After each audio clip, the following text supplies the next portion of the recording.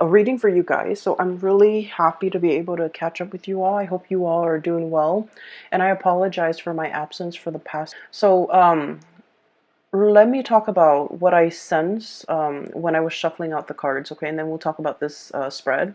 Needless to say, I feel like this spread is very, very focused on all the important love relationships in your life, okay? And I feel like we have four people here, like four court cards indicating people.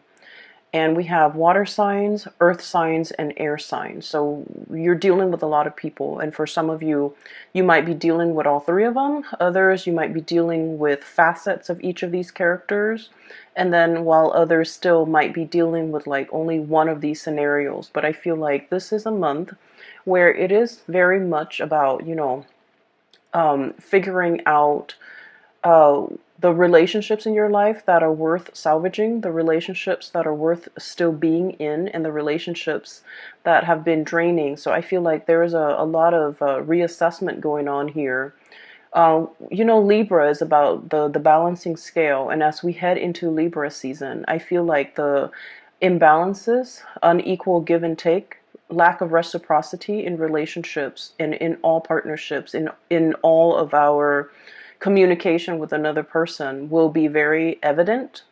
And so it's a time for us to really take stock of what's not working or what is working, and to figure out solutions to balance out the give and take in relationships. Okay, so I feel like for a lot of the signs, I feel like you're getting signs and messages along the way to indicate to you what is lacking, what's not working in your relationship.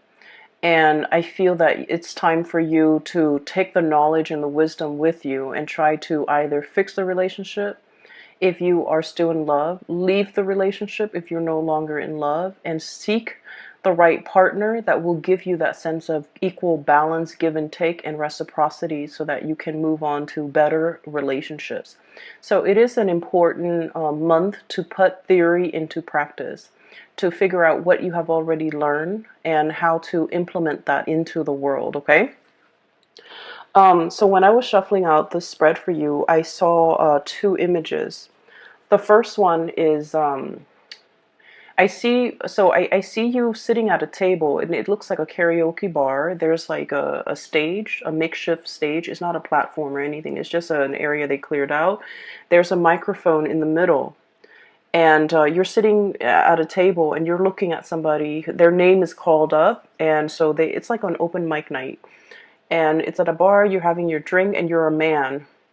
Like I can't really make out the features, but he's at a table looking at the microphone. The name is being called on the mic, and the next person who's supposed to sing a song steps up to the mic. The music starts, the soundtrack, the cues, the lyric cues start, and this person is ridden with stage fright, and the person didn't sing on cue. Like the person just didn't sing. Okay, so then it leaves that air. The scene kind of breaks up, and then another scene emerge. And I'm gonna talk about the first scene first before I go into the next scene. So I feel like the concept about being overwhelmed with fear, being overwhelmed with emotions, being overwhelmed with how they feel, being like just disoriented. The spotlight's on them. They don't really know how to react. So I feel like for many of you, this is not you. This is a person that you are dealing with, okay? I'm getting the word agoraphobic, somebody who is like not great around big crowds, large groups of people. They don't operate at their best when the spotlight is shown on them. And I feel like, they try their best to try to break out of these antisocial behaviors or stage fright or whatever it is. They're trying to, they're trying to kind of like break out of their own shell and to do something where it incorporates other people, but they're not able to overcome social anxiety. And I feel like the social anxiety is a big part of their personality. They're extremely introverted, possibly very, very shy.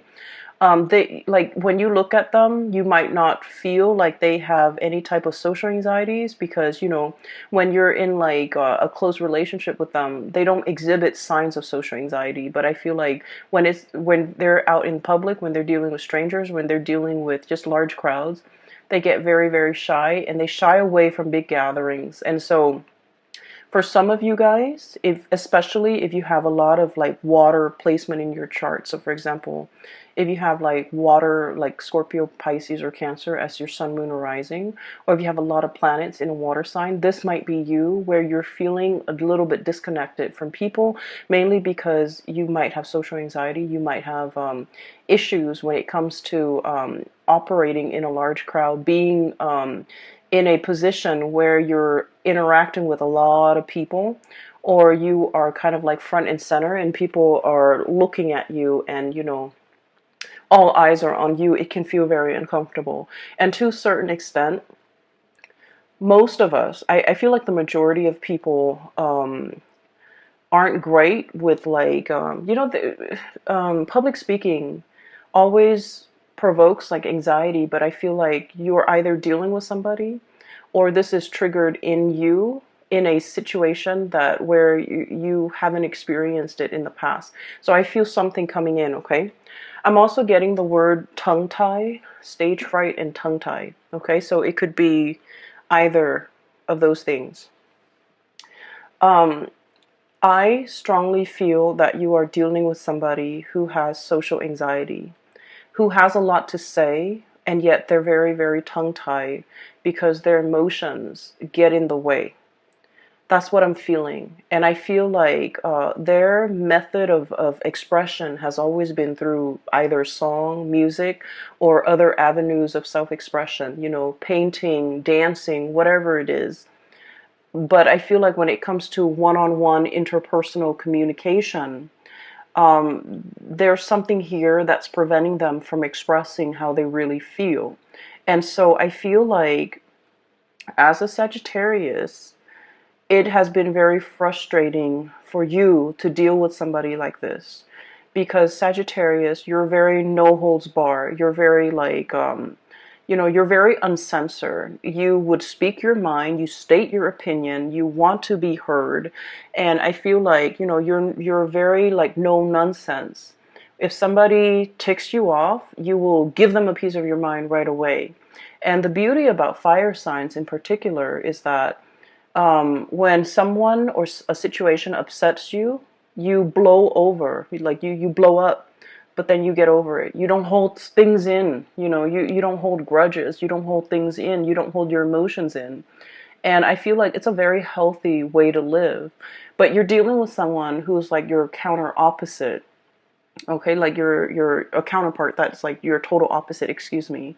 And they hold a lot of stuff in. They're used to repressing.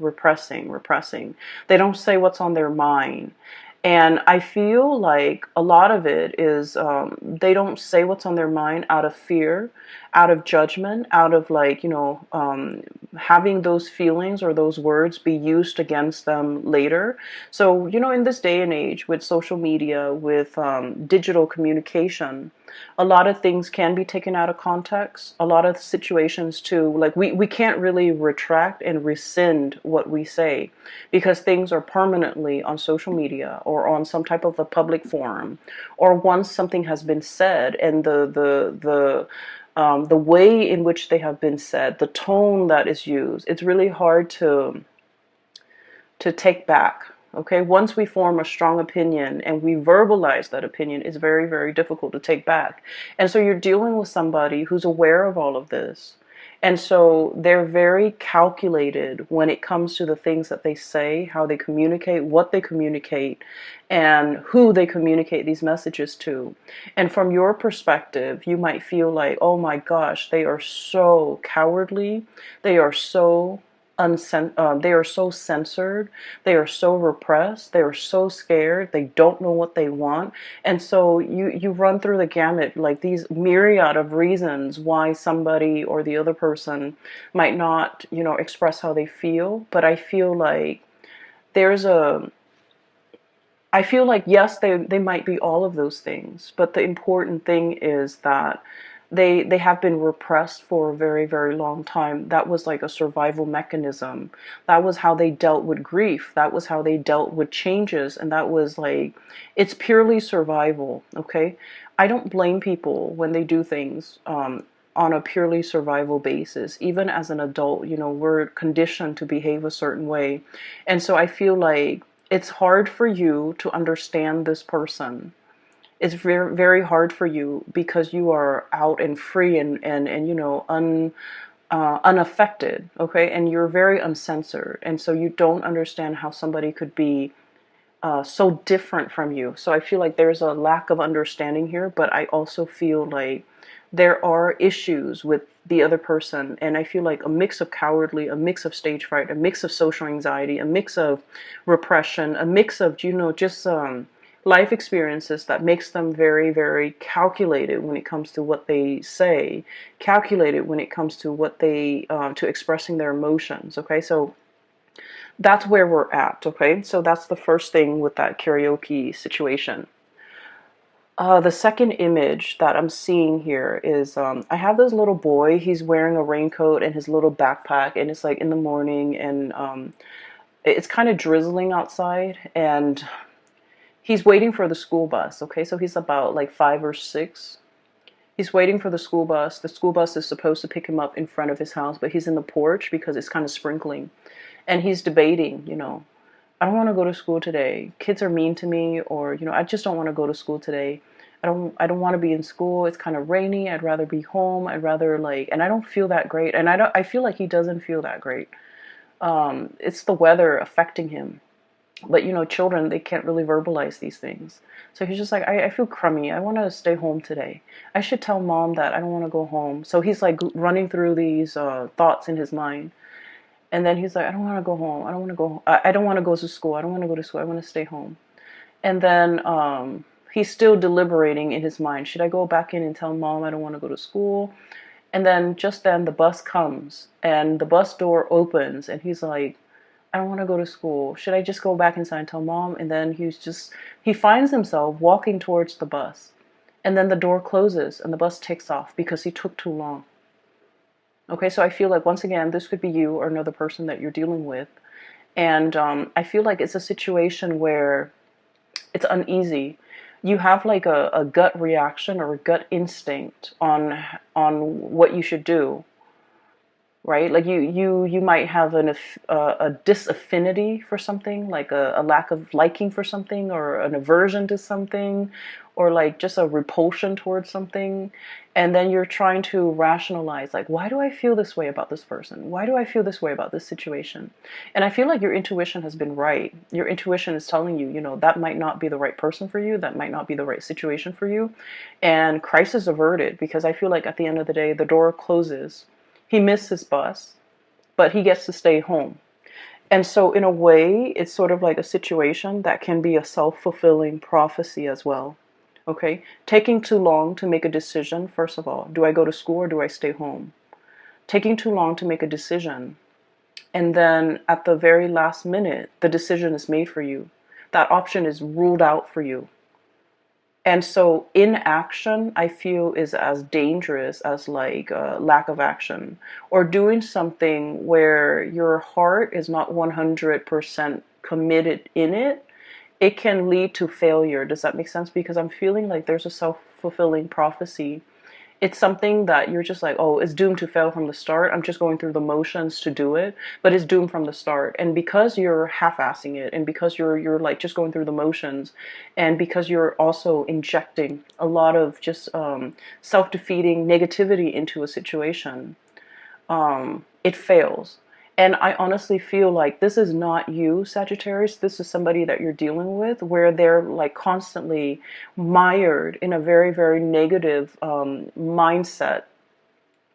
They don't look at the end goals. They don't look at, you know, pushing themselves past their limit. They let fears and discomfort gets the best of them. They don't challenge themselves. They're not inspired to be a better person. They're not, you know, grasping for these high ideals. So then whatever they do inevitably flops.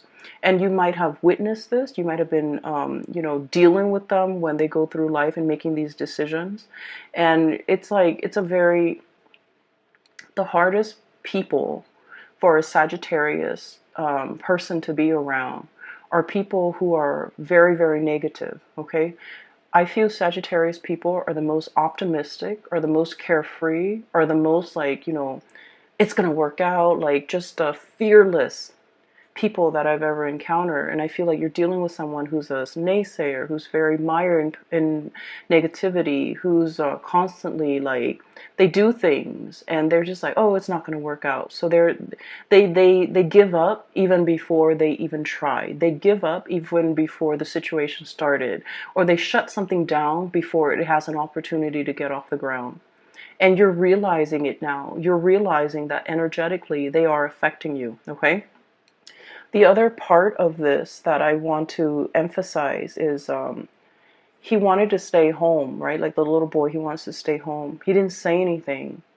And then I feel like there's something here about, tongue-tied, not being able to speak, not having the right vocabulary, not feeling fearful, feeling afraid, feeling censored, okay? So those are the key words as we head into this month, and hopefully these messages will provide a lot more clarity for you when you're dealing with with another person that behaves this way. So right off the bat, what I'm feeling is this is a month of major communications, okay?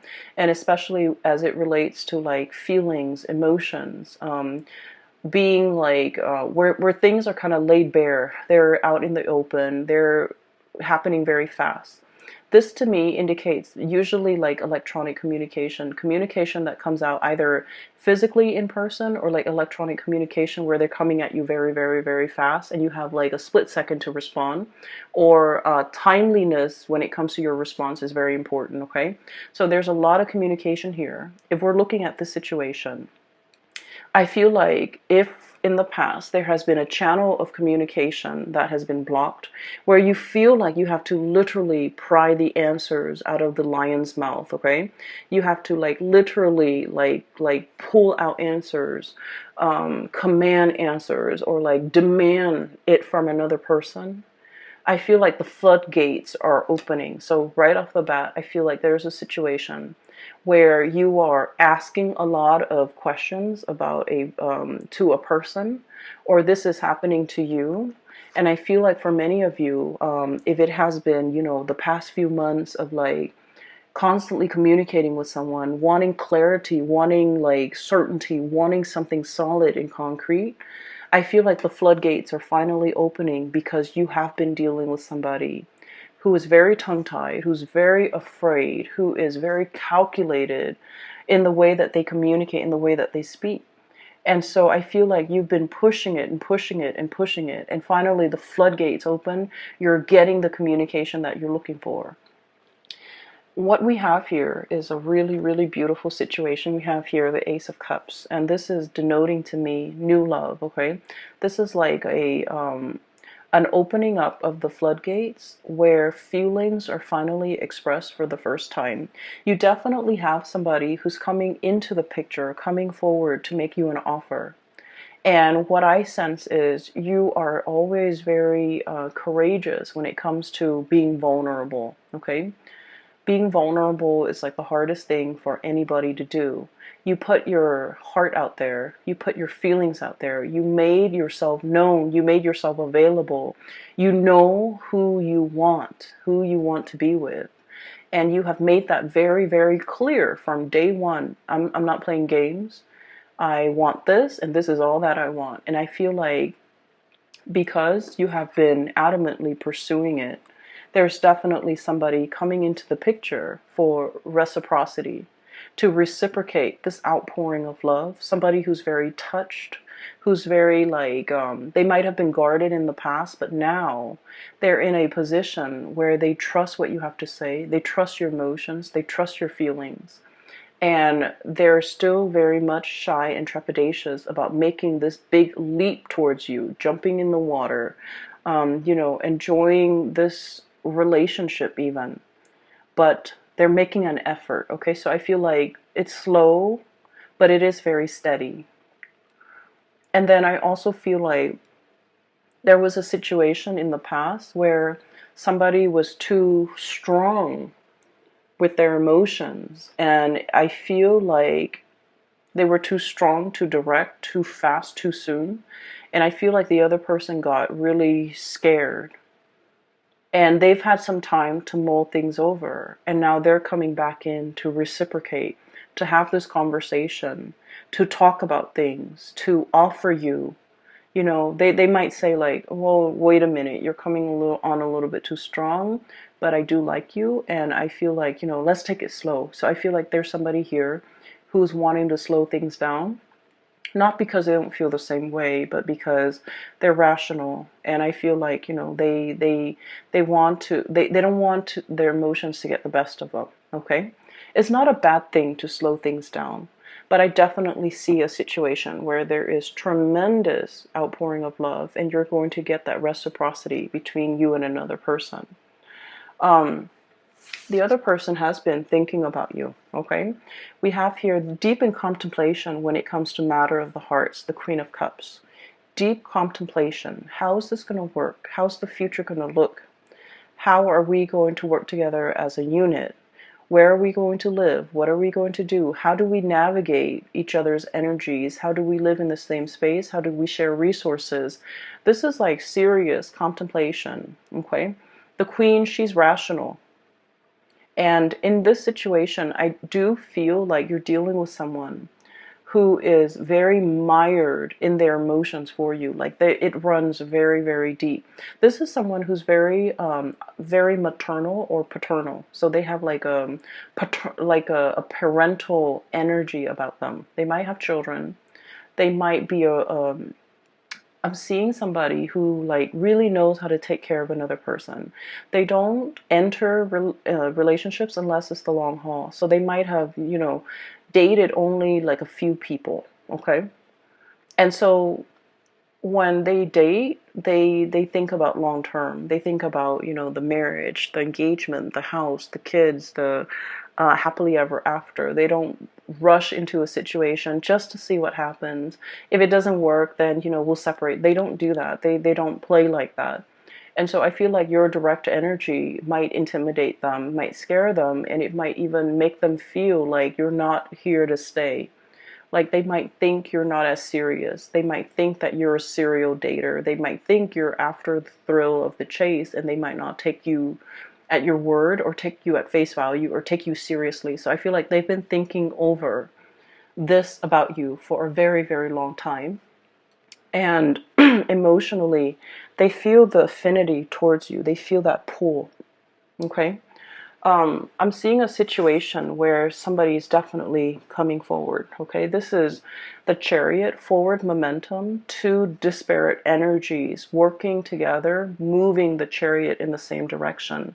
So I do see, and I say this a lot with Sagittarius, you and a partner who might be from, like an interracial type of a situation. Okay, the traditional depiction of this card is we have the black sphinx or the black horse and the white horse working together to pull the chariot along. And I usually think of that as like an interracial couple, two people who might be very culturally different. Okay, so keep in mind, for example, you might be like born in the same country, and then one person, you both might move to the United States, and one person is still a lot more traditional, the other person might be very Americanized. So in a way, that's like still culturally different. Okay, so I see variations of that in this card where you and the other person, there might be a lot of cultural differences that you have to learn about one another.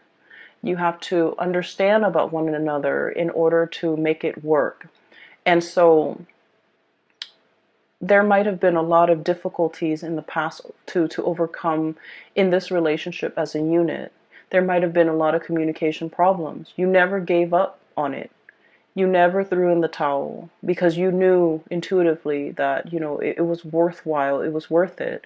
And you knew, you felt how they felt about you. You felt it even though they never said it, because they were scared of their feelings. They were afraid of being found out. They were afraid of, like, how they felt. They were afraid. They were running from it. And I also feel like they were so, it caught them off guard, and the feelings were so strong that it was hard for them to verbalize it, and they were afraid of it. They didn't want to face it. They didn't want to admit to it. They didn't want to talk about it. But moving forward, I feel like there's a breakthrough here where the floodgates open, and this outpouring of love and emotions is definitely coming through, where the other person is coming into the picture, wanting a conversation and wanting to build, okay? You have another character here, so I see one person who's very afraid. And then I have another person who's very calculated with their words, with the things that they do. They're very measured with what they do. So this is one person here, and I see another person. And this person shows up here as the King of Pentacles, okay? It doesn't matter. I'm not reading the signs anymore because I feel like you have crossovers. You have people with so many astrological placement that the signs, sun sign or moon sign or rising sign, it doesn't even matter anymore. But what I have here is the King of Pentacles. This is someone who's very, very hardworking, okay? Like, they have worked very, very hard for everything in their lives, okay? This wasn't somebody who was born into wealth. They didn't have a trust fund. They didn't have a large inheritance from their deceased, family members. They worked out in the fields. They might have callous hands. They might do something that's physically demanding. They don't care what they look like. They're not going to show up in a suit. They've worked really, really hard. They've had to hustle. They've had to go out and take care of things and take care of business at a very young age. And when you're deprived of a childhood, when you've had to grow up really, really fast, when your whole life was all about work and responsibilities, you can be very, very emotionally absent, right? So I just want you to understand where this person is coming from. This is like the pillar of responsibility, okay? This is somebody who make a lot of sacrifices for the greater good. This is also somebody who really craves stability. They crave predictability. They crave hard work. They crave an opportunity to prove themselves. And so just imagine you're dealing with someone like that. And when they look at you, you're hot, fiery, and passionate. You're very unpredictable. You're very uncensored. You're very no holds bar. You're very impulsive as well, I feel. But you're so lucky because your impulses don't get you in trouble. But Aries do. And I feel like to a certain extent, Aquarius and Leo, their impulses, and Pisces, their impulses often get them in trouble. But I feel like you're ruled by, Jupiter, which is the planet of luck. You have a guardian angel, and you never get yourself in sticky situations for very long. There's always an out for you. But the point is, they look at you, and everything that you do is runs counter to everything that they have done thus far to achieve everything in their life. So they look at you as a wild card. They look at you as kind of like, it's exotic and fun and exciting and passionate, but it's unstable. That's how they perceive you. And so this is not somebody that enters relationships, friendships, with arms wide open. They're calculated with the things that they say. They're calculated with projecting outcomes. They crunch numbers. They think about odds and probabilities. And I feel like the odds of them going after you is very low, mainly because they feel like it's a wild card. I feel though there's still going to be communication with you and this person. This is what I usually call ringing the bell. Okay, this is like the lobby attendant, somebody coming in, making their presence known, ringing the bell, and they're going to make their presence known. There's still going to be communication. They're still enthralled and seduced by you. And I also feel like they're still very much like wanting that connection. But I do sense, and I'm not into, telling you to change your behavior or anything like that in order to be with this person. I just feel like it's going to take some time. It's going to take some time for them to learn to trust you completely. It's going to take some time for the two of you to work out your differences. It's going to take some time for for this person especially to really open up. And in the meantime, the love, the affection, the chemistry is great, and the attention that you give them is really good for their ego. They really enjoy it. But I feel like there's a little bit more of a heart soul connection here. But I also feel like you're putting a lot of work in this situation. It is time for you to kind of like step back a little bit and let this person come forward towards you. So don't take this burden upon yourself. Let this person share the burden. Let this person do the work. As soon as you realize that you can lay down these wands, you're going to know that, this person is so reliable. They're going to pick up those wands and walk alongside you. So I feel like there's a situation here where you're pushing, pushing, and pushing. And you might need to take a breather, take a step back, and they're going to start to come forward, okay? So don't do things out of just don't do things out of that impulse of emotion, needing to show the other person, needing to prove to the other person. I feel like it's time for you to kind of like give this connection a little bit of a rest, because then you're going to realize that they're going to come in and reciprocate. What we have here is your ships finally coming into the picture. Okay. I see a lot of career success here for many of you. I mean, aside from this situation, I do feel like you're in a position where you're in a leadership capacity. You're leading people, you're teaching people, informing people. People are coming by to ask for your opinions, your ideas, and things like that. And so you're in a really good position professionally. You have been spending a lot of time working on this area of yourself, either bearing yourself from in work, or working on projects that really bring you a lot of joy and passion, like projects that are expansive, that are helpful to humanity, I feel, in some way, and just projects that you closely, your values and the values of the projects are closely aligned. And because of that, I feel like you're hedging, or you're on the verge of, some major breakthroughs when it comes to your career. And because you're in this position, you have a lot of things going on. You have a lot of suitors in your periphery, and you have like you're just, in a very, very good space where your attention is not preoccupied, or is not, scattered, and is not like caught up in some control situation where you want a certain outcome. I feel like you're in a very good, free, breathable space, and it's expansive. Because of that, I feel like energetically you're allowing the right people to come into the fold for you. You're making room for the people that want to reciprocate, and you're laying down these burdens as well towards people that are not in the picture for your greater good, or who are not willing to put in the time and the work and the effort. Okay, so I definitely see some major communication breakthroughs.